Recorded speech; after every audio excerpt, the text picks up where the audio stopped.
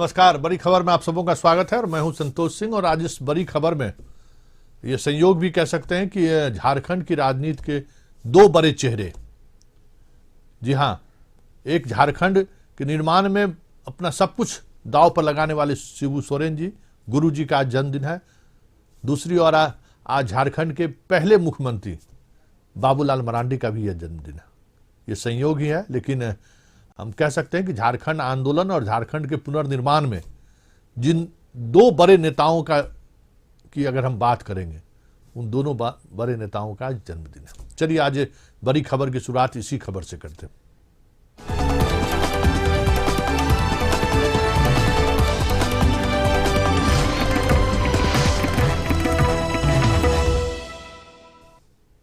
चलिए पूरे कशिश परिवार की ओर से इस दो बड़े राजनेता को, पूरे कशिश परिवार की तरफ से बधाई। आज उनका जन्मदिन है और इस जन्मदिन के मौके पर पूरे झारखंड में हर जगह उल्लास का माहौल भी है और अपने अपने तरीके से जन्मदिन मनाने की कोशिश भी हो रही है।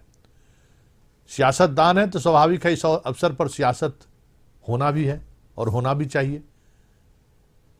बाबूलाल मरांडी का जन्मदिन पूरी बीजेपी पार्टी मना रही है, तो बेटे मुख्यमंत्री हों और ऐसे सुयोग्य बेटा हो जो राज्य का बागडोर पर है, तो स्वाभाविक तौर पर पिता के जन्मदिन उसी उल्लास के साथ मनाया जाएगा। तो बाबूलाल मरांडी का जन्मदिन जहां बीजेपी की ओर से मनाई जा रही है, वहीं आपको शिबू सोरेन का जन्मदिन अपने अलग अंदाज में मनाया जा रहा है। आप तस्वीर देख रहे हैं कि शिबू सोरेन जी के जन्मदिन पर जो बधाई का गुलदस्ता लेकर जो लोग आ रहे हैं, उनसे हेमंत सोरेन खुद मुलाकात कर रहे हैं। और ये बड़ी बात है कि जन्मदिन के मौके पर देखिए, वो शिबू सोरेन जी इस मौके पर भी, हालांकि इस बार वो कोरोना से पीड़ित हो गए थे, काफ़ी जद्दोजहद के बाद वो फिर से वापस अपनी पुरानी ज़िंदगी में आए। देखिए बेटा आज उन्हें केक खिला रहा है, दोनों बेटा उनका आजू बाजू में है और केक खिलाकर उनके जन्मदिन की बधाई दे रहा है। वहीं जरा सुनिए हेमंत सोरेन इस मौके पर क्या कह रहे हैं। आज ये इनका 77वां जन्म दिवस है और हम लोगों के लिए एक प्रेरणा स्रोत, इस राज्य के लिए एक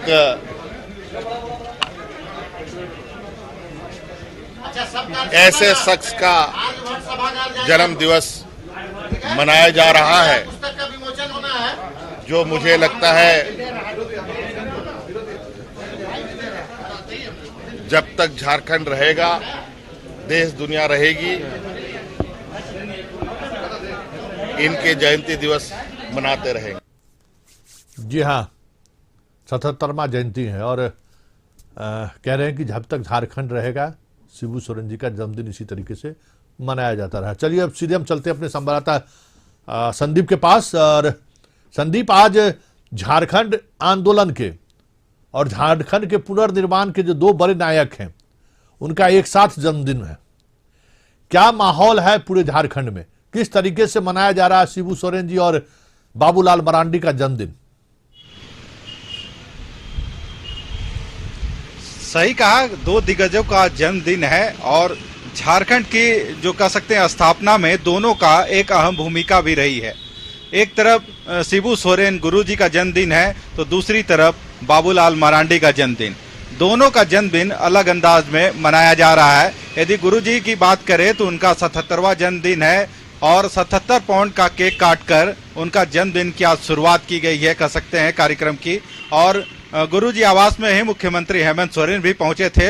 उनके दूसरे बेटे बसंत सोरेन भी जो विधायक हैं, उनकी बहू सीता सोरेन के अलावे मंत्रिमंडल में जो सदस्य हैं या मंत्रिमंडल में जो मंत्री हैं, वे भी बारी बारी सभी बधाई देने के लिए पहुंचे थे। केक काट के गुरुजी का जन्मदिन मनाया गया। वहीं दूसरी ओर कह सकते हैं जो बाबूलाल मरांडी हैं, राज्य के प्रथम मुख्यमंत्री रहे हैं उनका भी जन्मदिन है। वे सबसे पहले आज जो नेत्रहीन विद्यालय है वहां भी बच्चों के साथ मिल के अपना केक काट रहे हैं। वहीं दूसरी ओर शाम में जो कार्यक्रम रखा गया है उनके जन्मदिन के लिए तो वहां पे जो है उनके जो पार्टी के कार्यकर्ता होंगे वे शामिल होंगे। हालांकि इस बार बाबूलाल मरांडी बीजेपी विधायक दल के नेता हो गए हैं। यही वजह है कि बीजेपी का पूरा जो संगठन है वह भी इस जन्मदिन को मनाने में लगा है। जी संदीप, वाकई में अगर हम बात करें तो बाबूलाल मरांडी अगर कहें झारखंड के पहले मुख्यमंत्री भी है और झारखंड के पुनर्निर्माण के निर्माता के रूप में उन्हें लोग याद भी करते हैं। बहुत कुछ बदला अपने कार्यकाल के दौरान। ये अलग बात है कि फिर काफी दिनों तक राजनीतिक हाशिए पर रहे और आज फिर उसी घर के गार्जियन बने हुए हैं जिस घर को उन्होंने त्याग दिया था। बीजेपी के कार्यकर्ताओं के अंदर बहुत कुछ चीजें बदली हैं।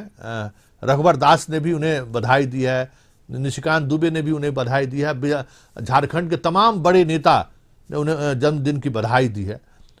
बीजेपी किस तरीके से बाबूलाल मरांडी जी का जन्मदिन मना रहा है?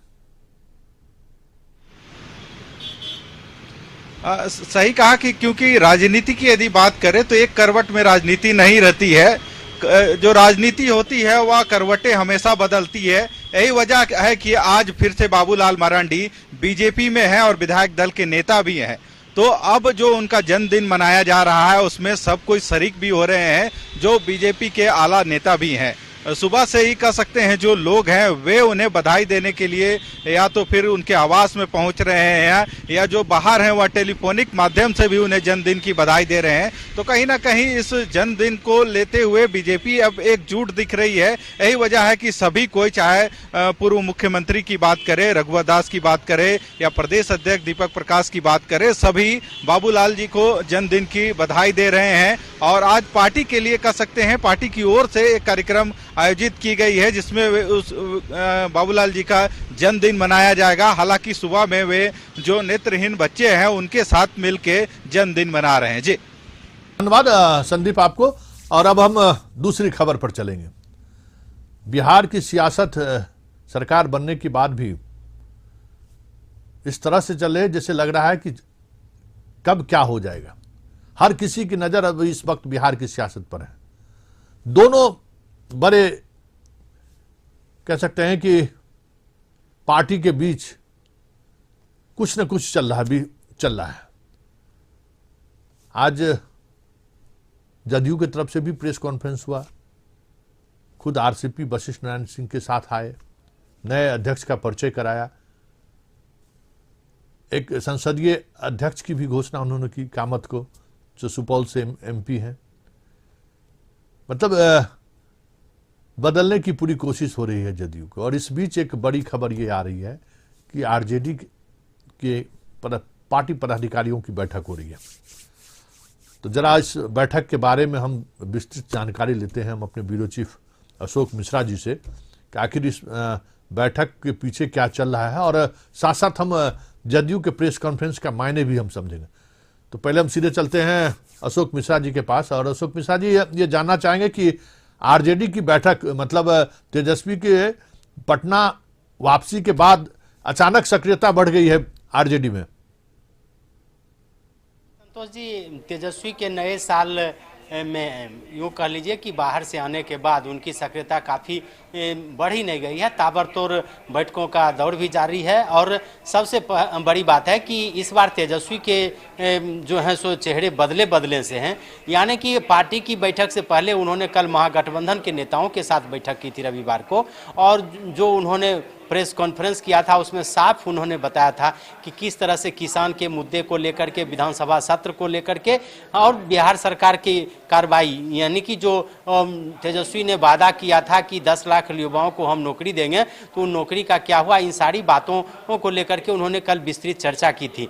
आज अभी राबड़ी देवी के आवास पर तेजस्वी की जो बैठक हो रही है उस बैठक में मुख्य रूप से पार्टी के जो 22 उपाध्यक्ष हैं, प्रदेश उपाध्यक्ष, उनके साथ उनकी बैठक हो रही है।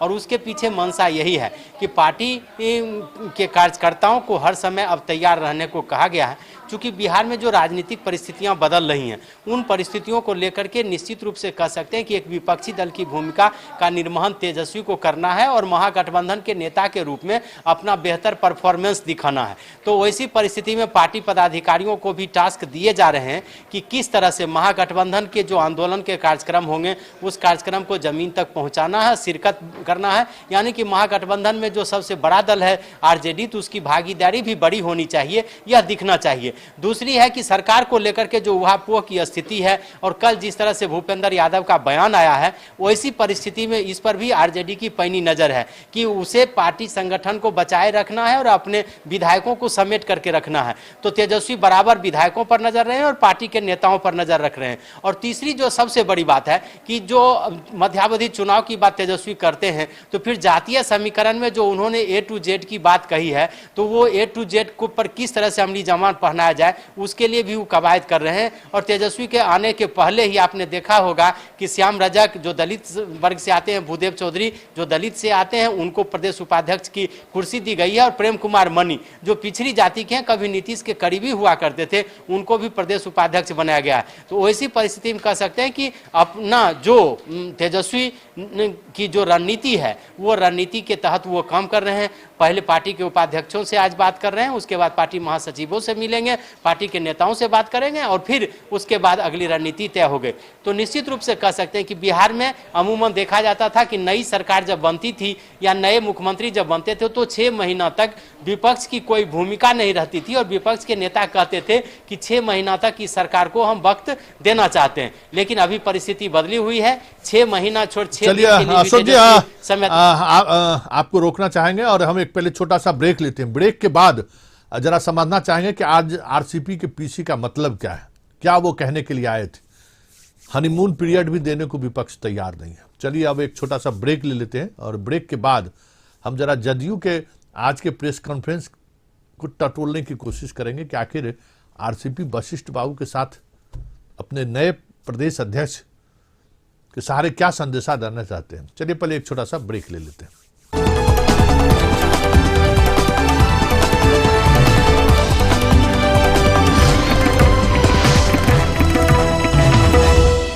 ब्रेक के बाद एक बार फिर से स्वागत है और बड़ी खबर में हम बात कर रहे हैं जदयू के पीसी का मायने क्या है। आज आरसीपी, हालांकि तमाम नए चेहरे दिख रहे थे, मतलब इसलिए कह रहे कि काफी लंबे अंतराल के बाद वशिष्ठ बाबू इस जिम्मेवारी से मुक्त हुए हैं। बड़ा अंतराल रहा है।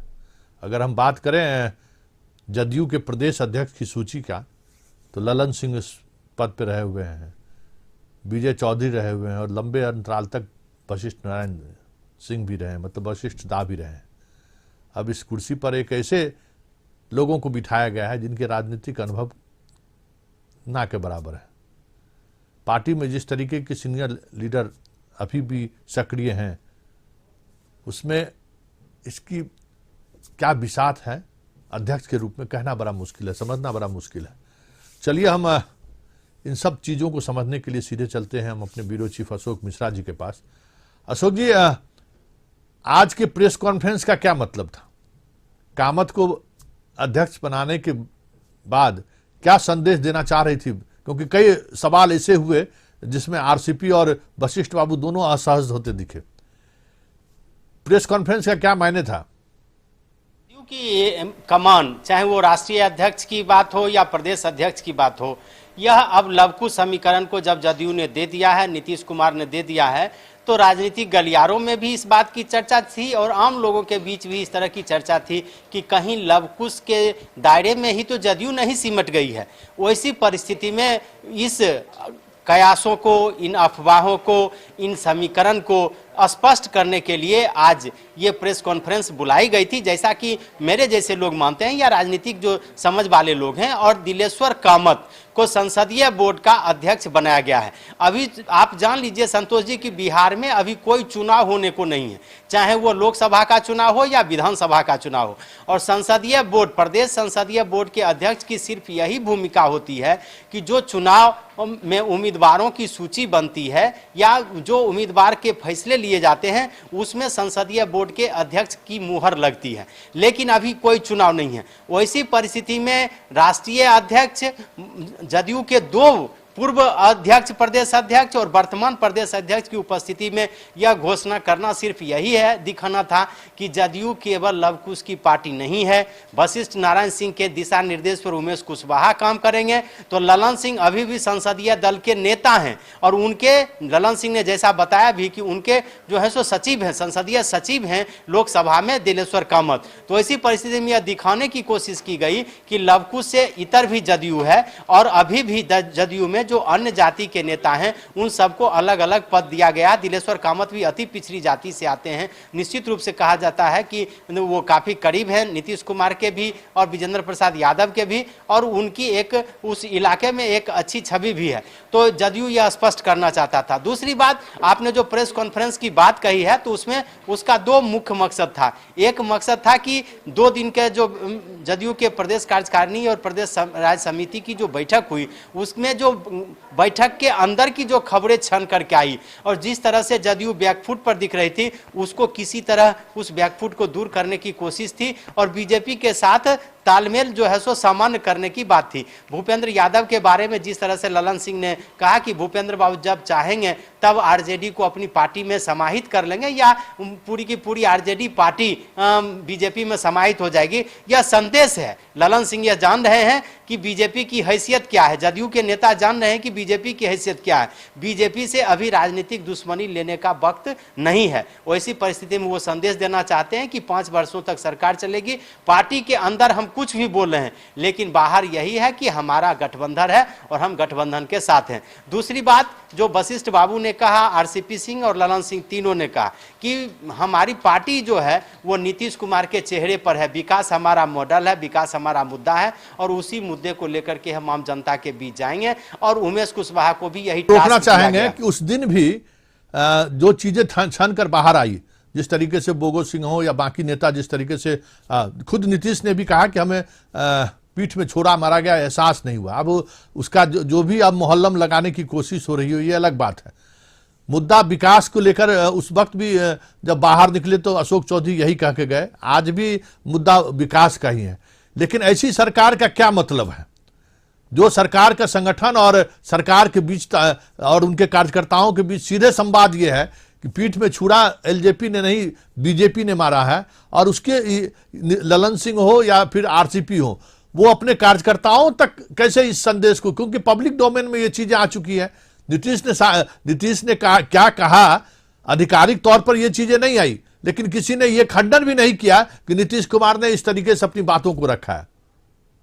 बिल्कुल, देखिए मैं ललन सिंह ने आज इसे स्वीकार भी किया कि पार्टी प्लेटफॉर्म पर हमारी बातचीत जो होती है वो कोई जरूरी नहीं है कि हम वो प्रेस में बात करें या बाहर बात करें, लेकिन इतना तय है कि संतोष जी आप जानते हैं और जहां तक मुझे, चूंकि मैंने नीतीश कुमार को देखा है 2000 से, तो मैं देख रहा हूं कि नीतीश कुमार जो बात नहीं चाहते वो पार्टी प्लेटफॉर्म पर भी कोई नेता नहीं उठा पाते हैं। नीतीश कुमार अगर नहीं चाहेंगे तो कोई पार्टी के नेता बाहर में कोई अपना बयान नहीं दे सकते हैं। नीतीश की निश्चित रूप से ये मंशा रही थी कि ये बातें बाहर जाएं, पब्लिक डोमेन में जाएं, आम जनता के बीच जाएं, बीजेपी कार्यकर्ताओं के बीच और नेताओं के बीच जाएं कि आपने जो किया है वो हमारे बहुत बहुत धन्यवाद। वही यही सवाल था कि बिना नीतीश के सारे के ये संभव नहीं है। याद करिए शिवानंद तिवारी एक बार बोले और फिर क्या हुआ, सो सबको पता है कि शिवानंद तिवारी को पार्टी से निकलना पड़ा। चलिए अब हम बात युक्ति की सुराग नहीं की कर रहे हैं, और माझी वाली घटना है और इस घटना को लेकर लगातार चीजें बदल रही हैं। 50,000 इनाम रखा गया, वो इनाम बढ़ाकर 5 लाख कर दिया गया। बीच में एक महिलाएं आई कि हमारी बच्ची गायब है और जो डेड बॉडी जिस तरीके का मिला है लगता है कि वो हमारी बेटी है, लेकिन उसकी बेटी दूसरे ही दिन बरामद हो गई। एक और महिला सामने आई है जो कह रही हैं कि ये जो डेड बॉडी है वो हमारी बेटी का है। आखिर हो क्या रहा है? एक दौर हमें लगता है कि बिहार में भी ये दौर चला था जिसमें अनंत सिंह पर ये आरोप लगे थे। क्या कह सकते हैं, एक लड़की के लाश बरामद हुई थी और उसको लेकर बड़ा सियासत हुआ था। नई नई सरकारें बनी थी, उस वक्त बीजेपी विपक्ष में था, बड़ी विपक्ष साथ में सरकार बनी थी और बड़ी हंगामा हुआ था अनंत सिंह को लेकर। कई पत्रकार मित्रों पर हमला हुआ था, अनंत सिंह पर सीधे सीधे आरोप था, लेकिन बाद में वो सारी चीजें, लड़की का लाश, बाकी चीजें, तथ्य, पूरी तथ्य, जिस तथ्य को लेकर हम लोग आगे, मीडिया आगे बढ़ रही थी, वो पूरा तथ्य ही बदल गया था। तो आखिर और माझी की घटना के पीछे है क्या, ये समझने के लिए हम सीधे चलते हैं अपने संवाददाता नैयर के पास। नैयर, अभी तक लड़की के आइडेंटिफिकेशन को लेकर जितनी भी कोशिश हुई है रांची पुलिस के द्वारा, वो विफल रहा है। अब एक और महिलाएं सामने आई हैं, क्या लगता है इसके पीछे? और पोस्टमार्टम रिपोर्ट में क्या लड़की के साथ गैंग रेप का मामला, या उसके उम्र की आइडेंटिटी, या फिर वो आदिवासी लड़की है या फिर दिगू लड़की है, कुछ क्या क्या अभी तक स्पष्ट होकर सामने आया है?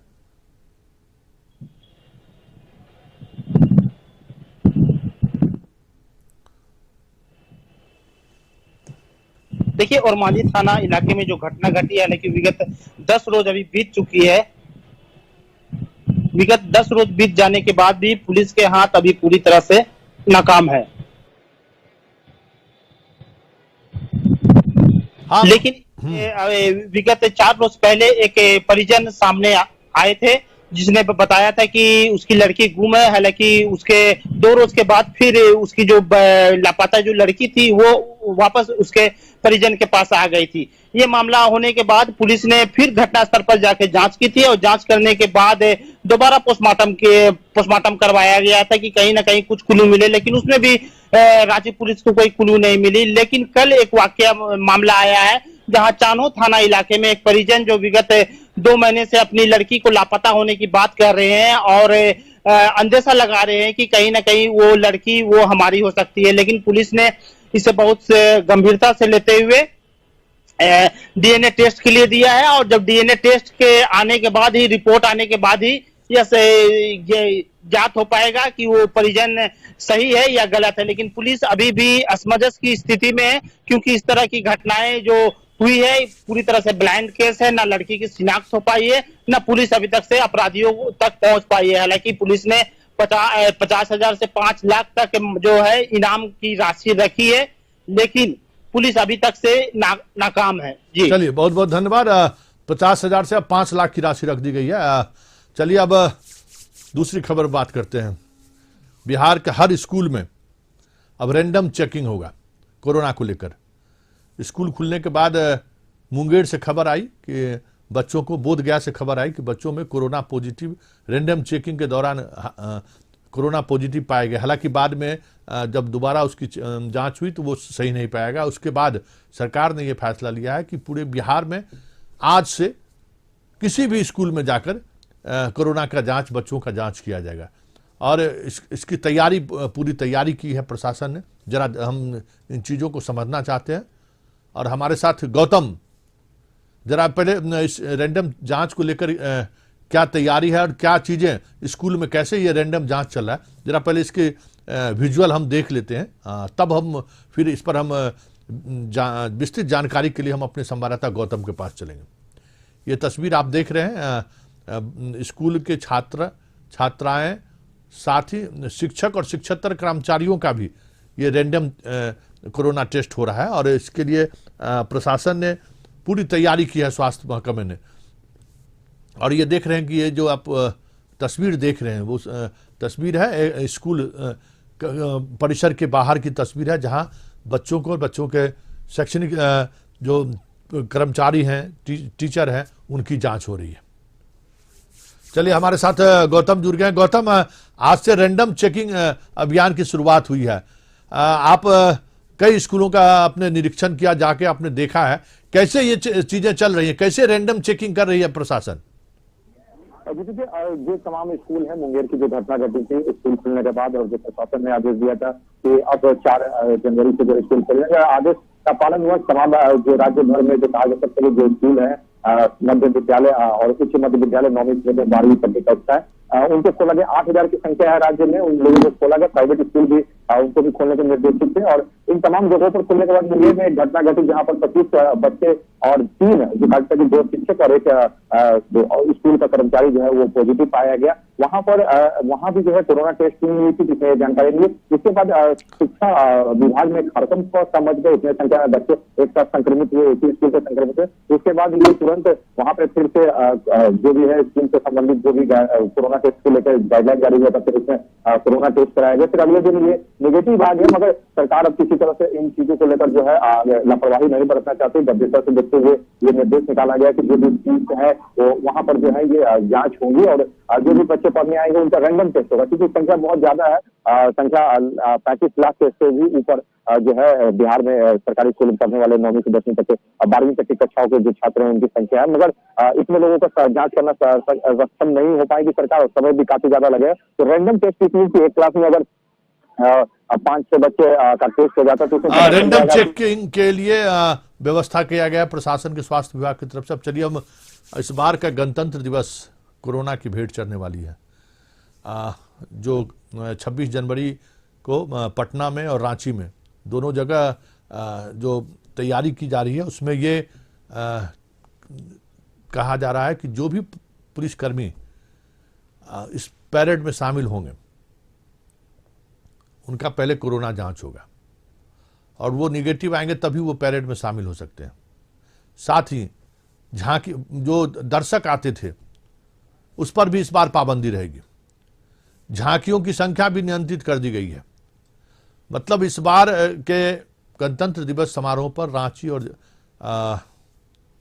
पटना में वो उल्लास देखने को नहीं मिलेगा जो गणतंत्र दिवस के मौके पर देखने को मिलता है। चलिए हमारे साथ मरगूब आलम जुड़ गए हैं। मरगूब, आज से ये टेस्ट की व्यवस्था की गई है कि पहले आप कोरोना टेस्ट कराइए, उस रिपोर्ट के आने के बाद आप पैरेड में भाग ले सकते हैं। क्या खास तैयारी की गई है गणतंत्र दिवस को लेकर? देखिए, पटना के गांधी मैदान में सही कहा आपने कि इस बार जो पूरा जो प्रोग्राम है वो पूरी तरह से कोरोना के भेंट चढ़ चुका है। आज पुलिसकर्मी वहां पहुंचे थे, आज से रिहर्सल शुरू था। पैरेड का जो रिहर्सल होता है, संतोष जी लगभग 3 से 4 की टीम उनसे पहले पहुंच गई थी और सभी पुलिसकर्मियों का आज कोरोना टेस्ट हुआ। आज जितने लोगों का कोरोना टेस्ट हुआ लगभग सभी लोग निगेटिव पाए गए। लेकिन इसके साथ साथ वैसे जो लोग जिनका वीवीआईपी सर्किल में खास करके ड्यूटी लगने वाला है, उन सभी लोगों को, उसमें इंस्पेक्टर हैं, उसमें कांस्टेबल है, उसमें एएसआई हैं, उसमें दरोगा है, सभी लोगों का कोरोना टेस्ट एक दिन पहले होगा। निगेटिव जब वो होंगे तभी उनकी ड्यूटी लगेगी। और जो लोग रिहर्सल और पैरेड में शामिल हो रहे हैं, फोन लाइन से जुड़े हुए, तो उन्होंने कहा कि बिना कोरोना टेस्ट का इस बार गांधी मैदान में किसी अधिकारियों का प्रवेश नहीं हो पाएगा। चलिए, मंदिर हुआ कलंकित। जी हाँ, शिक्षा का मंदिर, और वहां अगर लड़कियों के साथ अश्लील हरकत हो तो स्वाभाविक तौर पे ये कहा जा सकता है कलंकित। ये समाज हमारा कलंकित हो रहा है। क्या है ये पूरा मसला? क्यों ये हो रहा है? कहां से ये खबरें उड़ी? या ये सवाल ये है कि जिन लड़कियों के साथ इस तरह की घटनाएं घट रही थी उसको लेकर एक यूपी से ये खबर आती है सोशल मीडिया पर कि उस स्कूल में, ढाका के इस स्कूल में लड़कियों के साथ इस तरीके का व्यवहार किया जा रहा है। कौन है ऐसे व्यवहार करने वाले लोग? फिर इसका यूपी से क्या तार जुड़ा हुआ है? कई तरह की चीजें लगातार ये सवाल घेरे में आ रहे हैं। इस बीच अभिभावक ने स्कूल पहुंचकर जमकर तोड़फोड़ किया है। पुलिस मामले की जांच में जुट चुकी है और पुलिस सभी बिंदुओं पर जांच कर रही है। जो जिस छात्रा ने ये आरोप लगाया है उन छात्रा से भी पुलिस पूछताछ कर रही है और फिर सोशल मीडिया में जो ये मामला वायरल हुआ है इसकी तहकीकात में भी लगी हुई है। यह शर्मनाक बात है। आखिर शैक्षणिक संस्थान में हमारी बच्चियां सुरक्षित नहीं रहेगी तो कहाँ सुरक्षित रहेगी, जहां वो आप कह सकते हैं कि शिक्षा का मंदिर है। चलिए, अब इस बड़ी बहस, बड़ी खबर के इस सेगमेंट को यहीं समाप्त करते हैं। फिलहाल मुझे इजाजत दीजिए। नमस्कार।